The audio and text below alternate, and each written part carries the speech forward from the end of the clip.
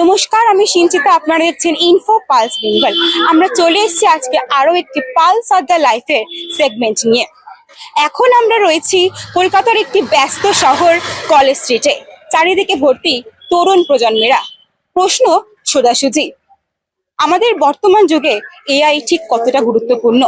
AI আমাদের কতটা help করছে? ফিউচারে এর প্রভাব ঠিক কতটা, নাকি আমাদের চিন্তা শক্তিকে অনেকটা ধ্বংস করে দিচ্ছে এই এআই?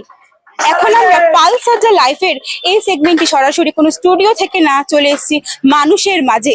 মানুষের কি মতামত, এআই নিয়ে তারা ঠিক কি বলছে, জেনে নেব তাদের মুখ থেকেই। এআই আসার ফলে আমাদের কলেজ স্ট্রিটের বইয়ের ব্যবসা অতটা এখনো অব্দি এফেক্ট হয়নি। বই বিক্রি অনেকটাই কমেছে এআই নিয়ে। এই দিয়ে আমি পড়াশোনাতে আমার কোনো টিচার লাগে না। পড়াশোনার ক্ষেত্রে নিজস্ব চিন্তা ভাবনা কমে যাচ্ছে এআই আসার ফলে। অবভিয়াসলি চ্যাট জিপিটি বা এআই তে যদি টপিকটা দিই, তাকে আমাকে পরিশ্রম না করেও সেই জিনিসটা সম্পর্কে আমি অনেকটা তথ্য পেয়ে যেতে পারি। এরপরে লাইব্রেরি কি হবে? পালস আড্ডা লাইভ, যেখানে মন খুলে কথা বলা যায়। 1950 সালে অ্যালান টুরিং বলেছিলেন, মেশিন কি কথা বলতে পারে? তার কি কোনো কাজ আছে? তার এই কথাটি কিন্তু বাস্তবে আমরা সবাই লক্ষ্য করতে পারছি এখনকার বর্তমান যুগে এটা ঠিক কতটা কার্যকরী। ওপেন এআই এর chat GPT, Gemini, Google tools, AI tools সবকিছু মিলিয়ে কিন্তু আমাদের বাস্তব বর্তমানে কিন্তু সবকিছু কিন্তু অনেক সুন্দর করে ফুটে উঠছে। এআই কিন্তু প্রত্যেকেই ব্যবহার করছে। তরুণ প্রজন্মের কাছে এআই এর ব্যবহারটি কতটা গুরুত্বপূর্ণ, তারা এই পরিবর্তনকে কতটা মেনে নিচ্ছে এবং কতটা সেটাকে ব্যবহার করে নিজের জীবনযাপন চালাচ্ছে। আমার সঙ্গে রয়েছে পৌলমী। নমস্কার, আমি পৌলমী, রয়েছি পালস আড্ডা লাইভে। আজকে আমাদের পর্ব এআই। চলুন খোঁজ নেওয়া যাক এআই নিয়ে কে কি বলছেন। এখন আমরা দাঁড়িয়ে আছি কলেজ স্ট্রিট চত্বরে। কলেজ স্ট্রিট চত্বরে কয়েকটা বইয়ের দোকানে আমরা খোঁজ নেব এআই আসার ফলে কি বই বিক্রি অনেকটা কমে গেছে। চলুন দেখা যাক। নমস্কার। এআই আসার ফলে আমাদের কলেজ স্ট্রিটের বইয়ের ব্যবসা অতটা এখনো অব্দি এফেক্ট হয়নি, তবে আগামী দিন কি হবে জানি না। তবে এখন যেটা হয়েছে, অ্যামাজন ফ্লিপকার্ট আসার পরে আমাদের ব্যবসাটা অনেকটাই ডাউনে আছে। যেটা অনলাইন বিজনেস হওয়ার পরে আমাদের ব্যবসাটা অনেকটাই ডাউনে আছে।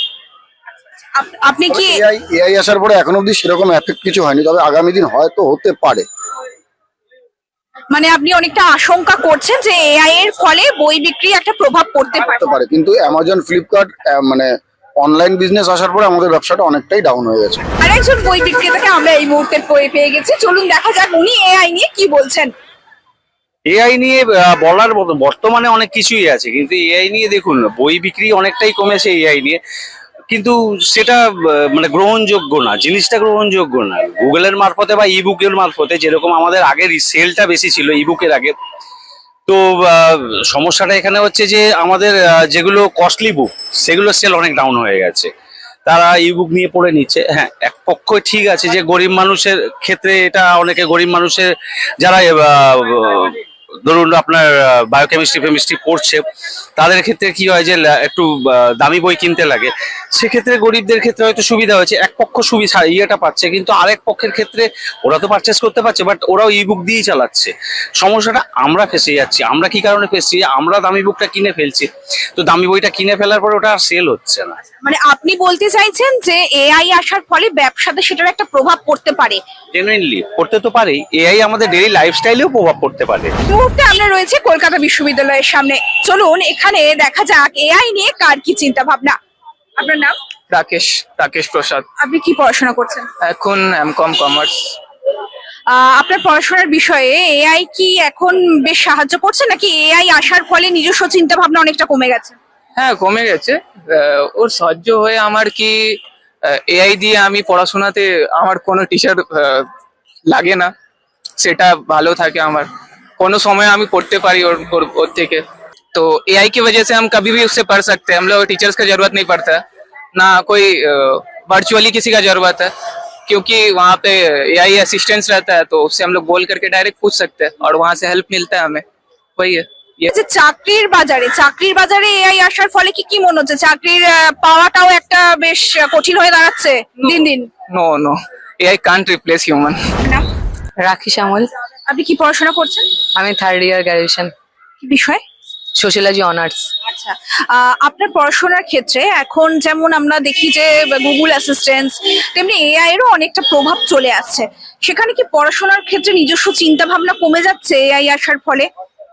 অবভিয়াসলি, কারণ কিছু না পারলে তো আমরা এআই থেকে সবকিছু নিয়ে নিচ্ছি। মানে আপনি তো আপনার প্রজন্মকে দেখছেন, তার সাথে আপনার থেকে যারা বয়সে ছোট তারাও কি এআই নিয়েই ভীষণ, মানে তারা নিজস্ব বুদ্ধি বা চিন্তা ভাবনাকে অতটা গুরুত্ব দিচ্ছে না?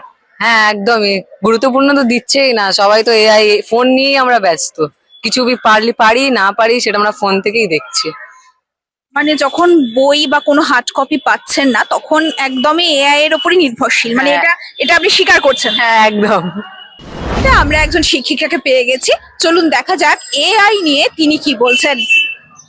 এআই আসাতে কি হয়েছে, ধরুন মানুষ এখন কিছু জিনিসটা নাও জানুক, ধরুন বইটা অল্প বিস্তর পড়েছে, কিন্তু জানতে পেরে গেছে যে চ্যাট জিপিটি বা এআই তে যদি টপিকটা দিই তাকে আমাকে পরিশ্রম না করেও সেই জিনিসটা সম্পর্কে আমি অনেকটা তথ্য পেয়ে যেতে পারি। এরপরে লাইব্রেরি কি হবে, লাইব্রেরিতে যে খুঁজে বই পড়া, আমরা এখন কলেজ পড়ায় রয়েছি, এখানে আমাদের আগোরা কি হতো এমএ পড়ার সময় একই রাইটারের অনেকগুলি বই দেখা, বিশেষত সাহিত্য পরিষদ গিয়ে বইগুলোকে খুঁজে পড়া, এই জিনিসটা হয়তো অবশ্য আস্তে আস্তে যা দেখতে পাচ্ছি উঠেই যাবে, কারণ ওখানে যে সামান্য ইনফরমেশন পাওয়া যাচ্ছে ওরা সেটাকেই অনেকটা বড় করে দেখছে।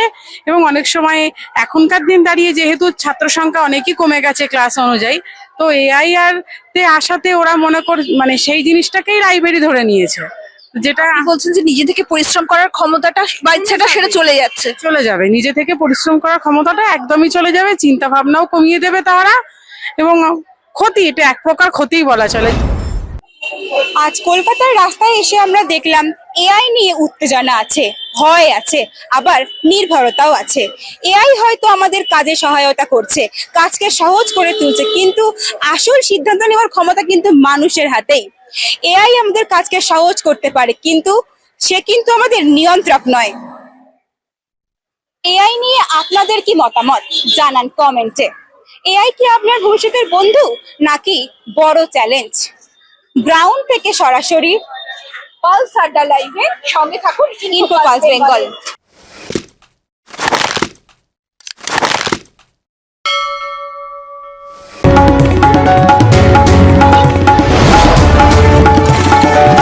আপনারা দেখছেন ইনফো পালস বেঙ্গল, সত্যের স্পন্দন, বাংলার কণ্ঠ।